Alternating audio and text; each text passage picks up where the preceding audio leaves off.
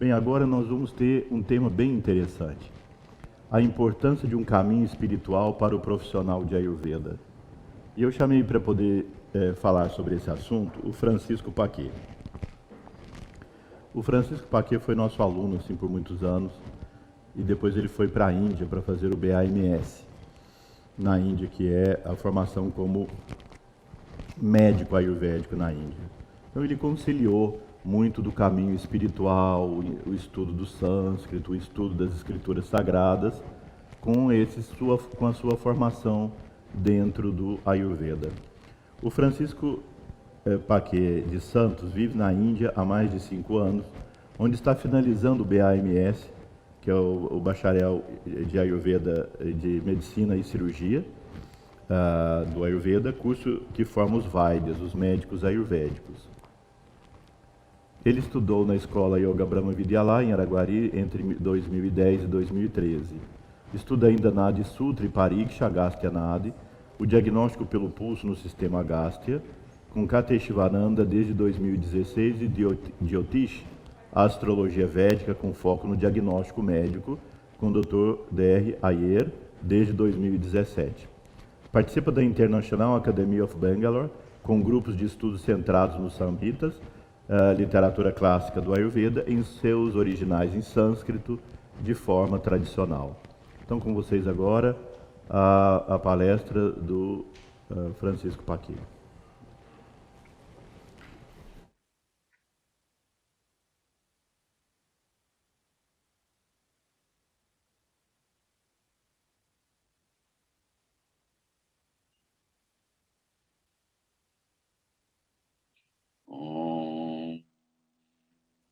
Shri Guru Bhyo Namaha Harihi Om. Bom dia a todos, bom dia a todas. Primeiramente, gostaria de agradecer muitíssimo ao Dr. Huguet por essa oportunidade de participar desse tremendo evento de Ayurveda Yoga. Eu sou o Francisco Paquet, eu já moro há mais ou menos 5 anos e meio na Índia, onde eu estou terminando o BMAS, né? Bacharelado em Medicina e Cirurgia Ayurvédica, me tornando o que nós chamamos aqui na Índia, né, de Vaidya ou Ayurvedacharya, ou médico ayurvédico, como nós poderíamos chamar no Brasil. O tema escolhido para a nossa conversa de hoje é a importância da espiritualidade no praticante de Ayurveda. É quase uma redundância a gente falar de espiritualidade e falar de Ayurveda, né? O Ayurveda é muito mais do que uma simples coisa, né? Ele é muito mais do que um sistema médico, e ele é um sistema médico completo, com todas as características, né? Tanto na parte de anatomia, fisiologia, patologia, farmacologia, protocolos de atendimento, etc. É um sistema filosófico completo, com uma epistemologia específica para ele. E é um darshana, né? Darshana, como se fala aqui na Índia, né? A Índia possui 6 principais darshanas, 6 principais caminhos filosóficos, que são caminhos filosóficos para a libertação, para a realização da vida. E o Ayurveda é um desses darshanas, não dos 6 chamados principais, mas ele é um darshana à parte, ou seja, é um caminho espiritual em si. Sabendo disso, espiritualidade e Ayurveda tem uma relação intrínseca. E nessa espiritualidade, nessa relação de espiritualidade, nós temos que envolver toda a parte de ética, de moral, de como praticar o Ayurveda. Então, aquilo que eu estudo nos tratados, eu tenho que aplicar na minha vida. E eu só posso começar a ser realmente um praticante de Ayurveda se aquilo que eu estudei eu aplico na minha vida, e aí sim eu tenho autoridade moral para prescrever aquilo que eu aplico na minha vida para os meus pacientes. E assim eu sigo um caminho espiritual. Mas a gente vai dar uma olhadinha nessa palestra, um pouquinho mais a miúde, de uma forma rápida, porque é uma conversa curta que nós temos, aonde, dentro do Ayurveda, dentro dos tratados, eu encontro qual é o caminho espiritual, o que é o caminho do Ayurveda, e por que eu tenho que fazer isso, qual a importância disso. E, na verdade, a importância é total, é essencial, né? Porque se eu não tenho autoridade moral, se eu não tenho autoridade ética daquilo que eu li, daquilo que eu estudei na minha vida e na aplicação, né, eu não pratico Ayurveda, eu pratico um sistema de medicina alternativo. Eu vou compartilhar com vocês uma apresentação, que eu espero que a gente consiga chegar no final dela,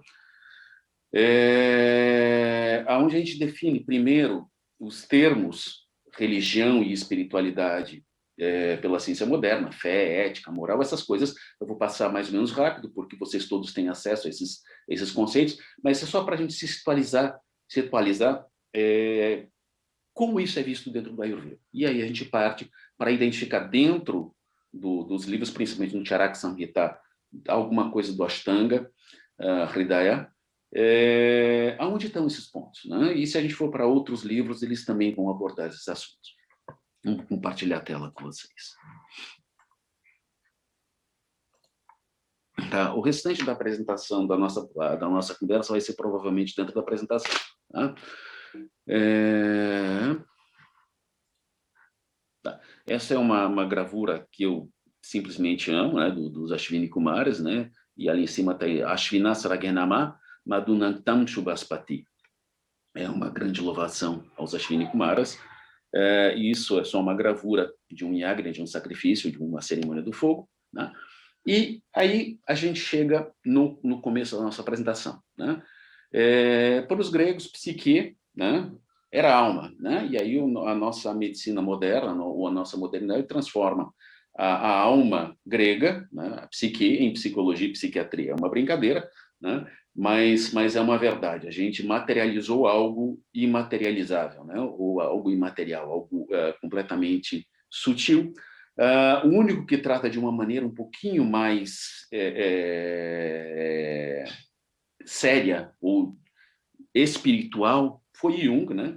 Que ele trata, eu vou dar ênfase somente a 2 pontos, né? Que ele trata, o problema espiritual e os arquétipos, aonde ele determina os arquétipos tanto coletivos quanto individuais. Né? A gente não vai entrar nessa seara, porque não é o tema da nossa conversa de hoje, né? E aí, lembrar que o comportamento humano é o resultado de fatores multiespectrais, socioculturais, religiosos, espirituais, né? E a gente vive perseguindo a verdade.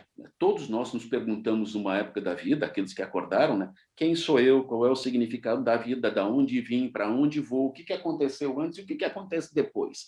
Então, eu estou completamente ligado ao antes e ao depois dessa existência. Até porque o corpo é meu, a mente é minha, né? Mas eu não sou o corpo e eu não sou a mente. Eles são instrumentos dos quais eu disponho para poder manifestar o que a minha alma tem de essência, o meu Atman tem de essência nesse universo manifestado, né? E assim evoluir, assim aprender e mudar as tendências que eu adquiri no passado, né? Historicamente, a perspectiva da psique e a alma houve 2 rotas fundamentais nisso, a religião e a espiritualidade, né? E religião e espiritualidade são termos intercambiáveis, né? Muitas vezes eu tenho religião com espiritualidade, religião sem espiritualidade, espiritualidade sem religião ou com religião, né? Bom, religião define-se como conjunto pessoal, o sistema institucionalizado de ritos, atitudes, crenças, dogmas, né, para o serviço de adoração a Deus ou ao sobrenatural ou a qualquer coisa. Eu posso ter uma religião, inclusive, que não tenha como quesito uma força superior a qual eu vá adorar, né? Mas, obviamente, são desvirtuamentos de comportamento, né? Mas existem. E a espiritualidade, na verdade, ocorre dentro da pessoa, né? Independente da religião, né? E ela pode se expressar com ou sem religião. Fé, né? Fé, basicamente, é o ato de confiar, é a confiança em algo, alguém ou algo maior, né? E isso é importante porque fé é um dos elementos que nós utilizamos tá? Dentro da religião, mas principalmente dentro da espiritualidade. Nós não conseguimos exercer a espiritualidade de forma profunda se eu não tiver fé. E essa confiança, usualmente, dentro daquilo que a gente estuda pelo Ayurveda, em si, Aham Atma, no meu próprio Atma, que reside no akasha do coração, no centro do peito. Né? Isso, obviamente, é matéria de anatomia, onde se situa a alma, né? Anatomia de Padartha Vijnana, mas também não vamos tratar disto hoje. Né? E ética, né? Ética é o estudo, isso são definições do Aurélio, do dicionário do Aurélio Buarque de Holanda. O estudo dos juízos de apreciação, que se referem à conduta humana suscetível à qualificação do ponto de vista do bem e do mal, seja relativamente a determinada sociedade, seja de modo absoluto. Então, ética é uma questão sociocultural ou individual. Né? E moral vai estar ligado com ética, em muitos conceitos, ética e moral vão ser a mesma coisa, né? Mas o Aurélio define como um conjunto de regras de conduta consideradas como válidas éticas, quer de modo absoluto, a qualquer tempo e lugar, quer seja em ambiente delimitado. E na cultura védica? Né? Na cultura védica nós temos tudo isso. Religião, espiritualidade, ética, moral e fé entrelaçados. Não existe uma separação, não existe uma identificação dentro da cultura védica, uma diferenciação entre vida, eu viver, e eu evoluir espiritualmente. Né? Entre eu viver e eu ter uma religiosidade. Porque, para eles, isso é tão fisiológico, o ato de ser devoto, de devotar-me ao Dharma, aquilo que eu vim fazer, é algo tão natural que eles não diferenciam vida de espiritualidade, de religiosidade, né? Nem de ética e nem de moral ou fé. Estão todos entrelaçados. E aí a gente tem uma série de tratados, né? Boa parte dos mitos, a gente começa com os 4 Vedas, né? Que é a base de toda a literatura, e depois vão se ramificando. Os Puranas tratam muito da mitologia, da parte mitológica, com nuances morais. Depois a gente vai ter os Upanishads, com ensinamentos um pouco mais profundos, né? E a gente teve a delimitação de rituais, da essência do que seria essa literatura nos Vedas. Né? E a gente tem alguns tratados como Manusmriti, com regras de conduta, os códigos sociais no Kama Sutra e assim por diante. Né? Indo diretamente para nosso tema, né? Dentro do Ayurveda, né? Como a religião, a espiritualidade, como a espiritualidade se apresenta, como a gente disse, não há separação entre religião, espiritualidade, moral, ética e fé, então a gente vai ver de uma forma mais ou menos separada desses pontos que nós colocamos, mas vocês vão ver que elas são intercambiáveis. Né? Eu não tenho uma linha delimitando exatamente como separar uma da outra. Então, a gente vai ver a arte da cura e a filosofia da cura, né? Como eu encontro o Ayurveda enquanto arte de curar e filosofia para a cura, enquanto ciência, né? E aí a ciência traz a ética intrinsecamente ligada, e a fé e o poder de cura, porque o meu poder de cura vai vir da minha fé no que eu estudei e no que eu pratico, né? E o que eu estudei e pratico é baseado em ciência, em evidência, dentro de um código ético que cujos todos eles estão ligados a ou baseados em uma filosofia, né? Que é toda a filosofia védica, e basicamente isso é uma arte de cura, né? A arte da cura.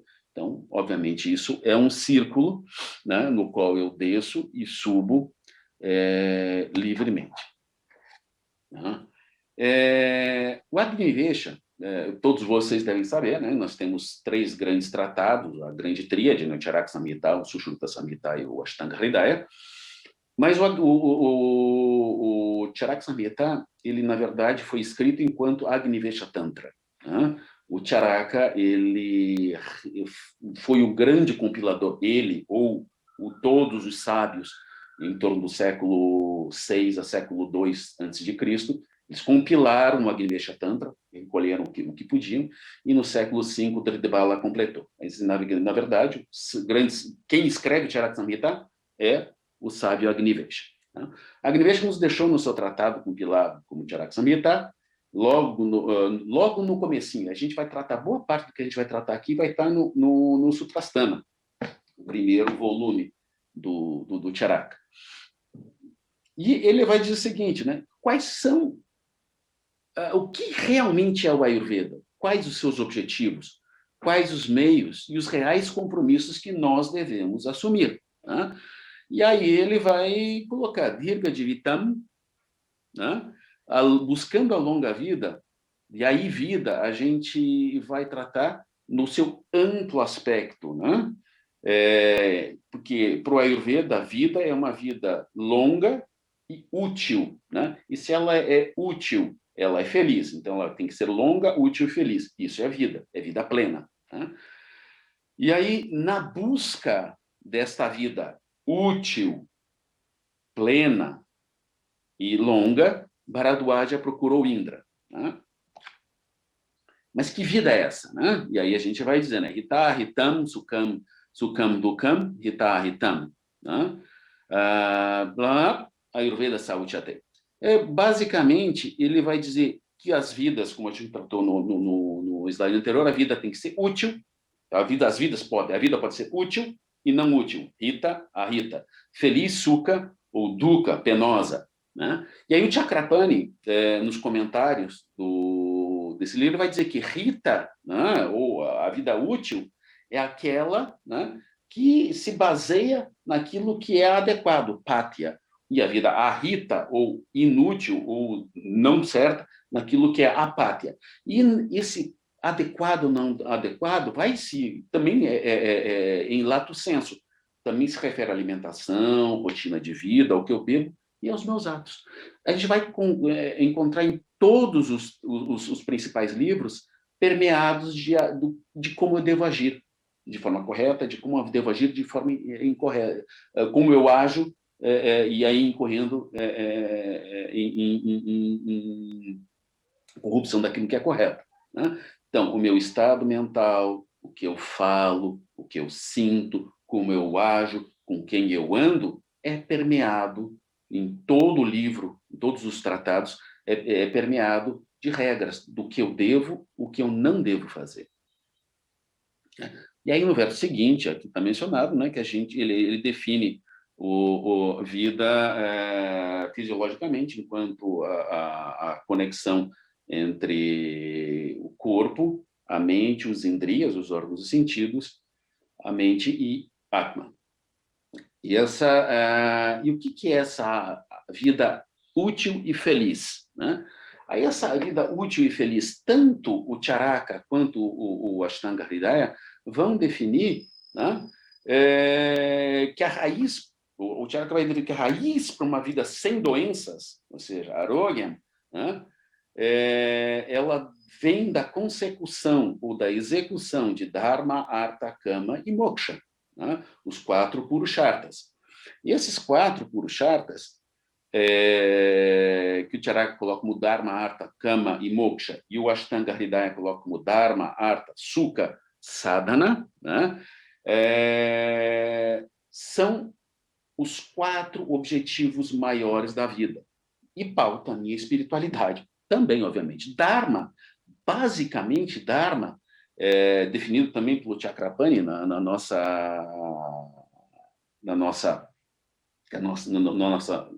slide anterior, né? Ele vai dizer que é o suporte para a conexão entre meu Atma, né, com o mundo exterior. Né? Quando eu me conecto, a minha mente, né, a minha mente é o que me conecta com o meio exterior através dos meus indriyas. Né? Essa minha mente, que vem em 3 camadas, de Dhi, Driti e Smriti, né? Sendo que a parte de Smriti e Driti, que é a resistência àquilo que não é correto, e Smriti, a memória ancestral que eu trago com a minha alma, essas 2 partes da mente devem se conectar com Atma, né? para que a expressão, para que eu tenha a intuição e a inferência daquilo que eu devo tomar como caminho na vida. E esse caminho que eu devo tomar na vida, todas as ações que devem determinar aquilo que devo fazer, é o Dharma. E esse Dharma, nesse caso, é um Dharma que pode ser considerado em estrito senso e em lato senso. Estrito senso, daquilo que é a minha missão na vida, né? Ou em lato senso, que é a minha missão enquanto pai de família, enquanto filho, enquanto mãe, enquanto funcionário, enquanto médico, etc., etc. e tal. Né? E os outros o que a gente tem que ressaltar é que artha, que é a fartura, kama, que é suprir os desejos, devem estar subordinados ao meu dharma. Dharma vem por primeiro porque artha, ou seja, a fartura que eu devo ter, deve ser atingida naquilo que eu devo, para que eu possa cumprir o meu dharma. Os desejos que eu devo completar também devem estar subordinados ao dharma. Nesse sentido, o Ashtanga Hridaya coloca de uma forma muito interessante, em vez de desejo, ele coloca felicidade, porque a minha felicidade está ligada ao meu dharma, né, que é o meu caminho espiritual. Então, a minha fartura está ligada ao meu dharma, ou seja, eu tenho fartura necessária para executar o meu dharma, eu tenho felicidade, ou seja, os desejos que eu devo lucupletar são aqueles que são pertinentes ao meu dharma. E o sadhana é o instrumento, o caminho, a minha disciplina para eu cumprir dharma, artha e sukha, ou dharma, artha e kama. No caso, o Charaka coloca como moksha, porque quando eu consigo atingir esses três de forma perfeita, dharma, artha e kama, eu já não tenho mais necessidade de nascer. O Charaka ainda define no Shariristana, no primeiro capítulo, o que é um ser consciente, né? O ser consciente é basicamente os seus seis, existem várias definições, né? Os 5 elementos, né? Mais a consciência, a alma. E essa alma, o Chakrapani vai definir que é aquela que Purusha, né? Atma é aquele que reside no corpo, né? Aquele que reside no corpo é Atma. É uma outra definição. Eu posso definir Purusha, né, o homem, enquanto o corpo, e a alma que reside dentro dele, né, em 6 pontas, ou ainda, como o Chakrapani coloca, não. Purusha, ou o ser é aquele que está ali dentro, só Atma. Então, esse é chamado a consciência, né, que é Chetana Dhatu, né, o elemento de suporte consciente. Mais uma coisa interessante que o Charaka coloca, ele coloca assim aí embaixo como aí em cima, como o Trimegistros colocou, né? O universo e o ser humano são iguais, lá no Shariristana, capítulo 5. Né? Então, na sua natureza, no seu funcionamento, na sua evolução, na sua fisiologia, na sua patologia, o universo é similar ao ser humano. Quando a gente vai lá para o Vimana Stana do Charaka, capítulo 3, tratando de epidemias, a gente vai entender, né, que os meus atos, os atos dos seres humanos afetam a saúde do planeta e a saúde do planeta afeta a saúde dos seres humanos por ação dármica, dharma e adharma. Eu cometo a dharma, eu perverto o clima do planeta, né, e o clima do planeta me torna doente.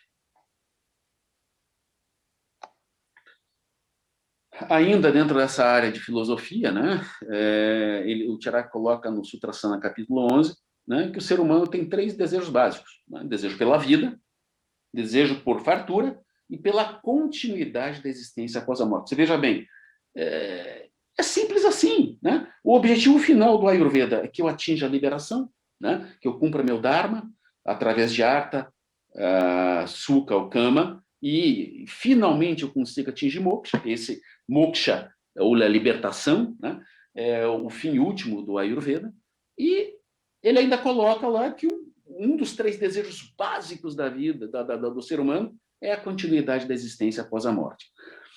A gente ressalta também, porque é muito interessante, tem um sloka, um verso, tanto no Charaka quanto no Ashtanga Hridaya, mas o do Ashtanga Hridaya ele é mais claro para a gente, para o que a gente precisa. Ele coloca 4 pilares do tratamento, né? O Bishaka, o Vaidya, Dravya, ou qualquer substância que a gente vai utilizar, Paricharaka, que é o assistente, e Rogi, o doente. Cada um deles tem 4 qualidades. Das 4 qualidades do Vaidya, do Bishak, né, nessa parte a gente vai colocar a primeira e a quarta, né, que é Daksha. Né? Daksha vem da raiz Daksha, de doação, de dana.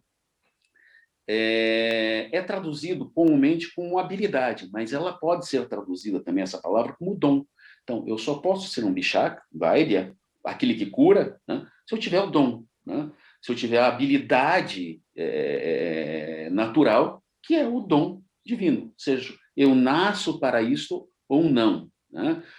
Eu nasci para isso, né? Eu vou precisar estudar, como a gente vai ver um pouquinho à frente.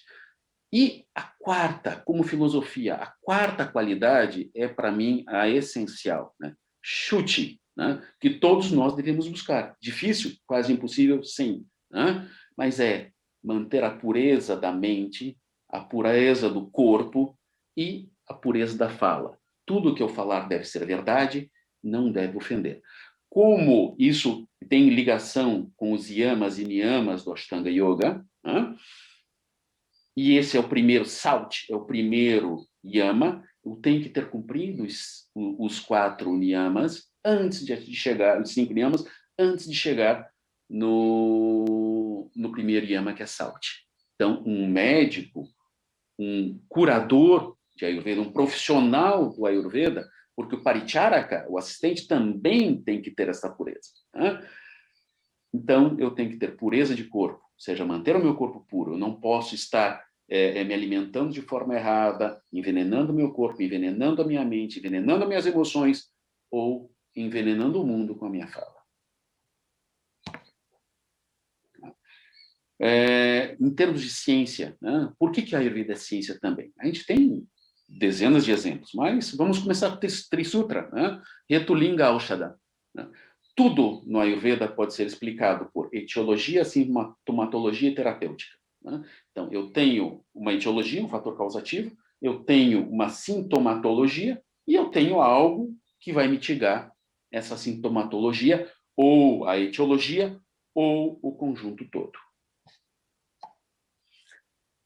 O Charaka define também no capítulo 11, né, junto com o Triya e Shani, os 3 desejos básicos, mais 7 tríades, né, que comprovam Tripastamba, os 3 pilares adjacentes do Ayurveda, alimentação, de uma forma também lato sensu, tudo que entra, né, sono e rotina para a vitalidade, Brahmacharya. 3 tipos de resistência, né, congênita, sazonal ou adquirida. Eu não gosto de traduzir, mas assim fica um pouco mais fácil para vocês. Triyayatana, as 3 causas básicas de doença, né? Asat, Mendriya, Artha, Samyoga, que é a não Sat verdadeira, não verdadeira, Samyoga conexão, Artha objeto. Então, Endriya, os meus sensos, os meus órgãos dos sentidos, de percepção e expressão. Então, a Satmendriya Artha Samyoga é a conjunção não verdadeira ou não apropriada dos meus órgãos e sentidos com os objetos. Isso causa doença. Prajna aparada. Né? Prajna é o meu discernimento, né? Aparada é uma ofensa. Então, uma ofensa é o meu discernimento. Eu sei que não devo, mas eu faço. Né? Eu cometo prajna aparada. E Kala Parinama, as mudanças climáticas, principalmente as normais. São as 3 causas básicas de doença. Depois a gente tem específicas, obviamente. Né? Trayuroga, os 3 tipos de doença básica, endógena, exógena e as mentais. 3 tipos de curadores do Ayurveda, o charlatão, o pseudo médico, o impostor e o Vaidya. Né? E 3 tipos de medicamentos, a medicação interna, de purificação e a prática cirúrgica. Né? Veja bem, isso são algumas das classificações das dezenas e dezenas de classificações que nós temos no livro. Né? E aí, cientificamente, eu preciso de 2 outras qualidades para ser um curador no Ayurveda. Né? Tirtata Shastrato, né? O conhecimento, o treinamento com alguém, eu preciso aprender com alguém realmente competente, que tenha o conhecimento todo do Shastra, né, dos tratados, e aprender os tratados todos. Então, eu só sou um médico quando eu sei tudo, né? Eu acho que nenhum de nós um dia vai conseguir, ou poucos conseguem, né? Drushta karma, né? Ter presenciado, ter vivenciado inúmeros procedimentos e atendimentos, ou seja, experiência prática. Então, eu preciso, para ser um curador, né, todo o caminho espiritual para ser puro, o dom divino, né, ter o dom, estudar muito, conhecer tudo, toda a parte teórica e ter muita experiência prática, né? E ainda, aqui a gente vai só também enunciar, ele vai definir, em termos éticos, né, o Charaka define que ninguém entende os princípios, ninguém que entende os princípios,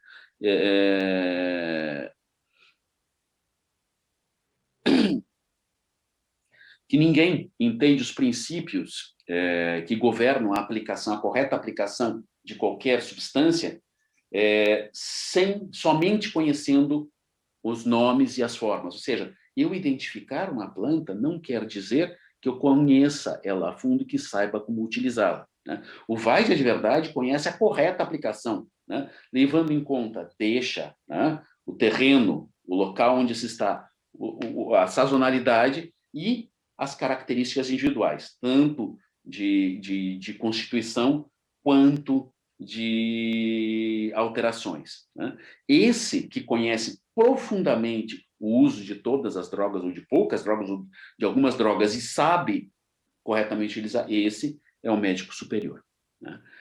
E aquele que se passa ou pensa ser um verdadeiro Vaidya sem conhecer todos os princípios do Shastra, da ciência, né? E administra remédios para um doente que que está acamado, que está doente, está à mercê do médico, e tem fé implícita nesse médico, né? Ele vai ser chamado pelo Charaka, né, de Kyakta Dharma, né? Aquele que abandonou completamente o Dharma, de pecaminoso, de portador da morte, né? Mrityu Bhutaha, né? E Durmaterre, perverso. E somente de conversar com essa pessoa, né?